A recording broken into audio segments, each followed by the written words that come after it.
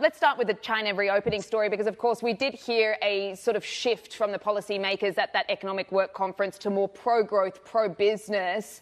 Of course, we do have investors largely betting on the reopening hopes as well, hopefully more support for the property sector. But at the same time, of course, we do have these rising infections and we could be in for a pretty tough winter. I mean, how tricky is it to preempt the market right now in the commodities space?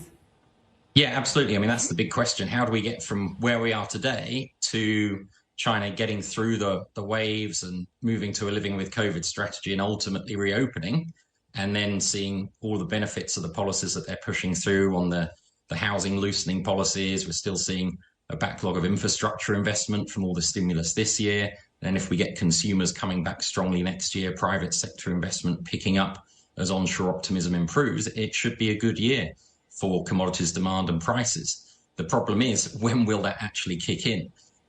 So seasonality-wise, you tend to see very strong second quarter. Out of Chinese New Year is when the construction season tends to restart.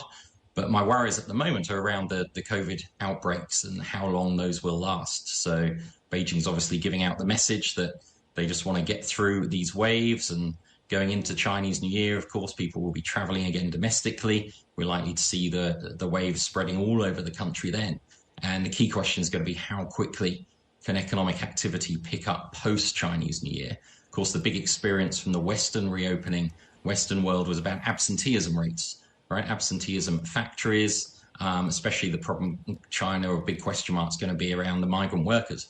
Will they all go back to the cities, to the factories, to the construction sites quickly after Chinese New Year, or will there be some reluctance because of the COVID waves, because of the health risks there? May people try and stay at home and sit out the COVID spread and actually come back later? Could that be a bit of a constraint on China's economic activity into the second quarter next year?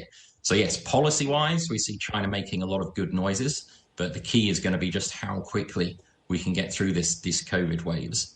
From a commodity perspective, of course, it's not too personnel intensive to run smelters, to run steel mills. So I think the commodity production will continue more uninterrupted through winter. But it's about how much of the demand do we lose, and how badly could that hit prices in the interim before we actually get to the good demand situation later next year.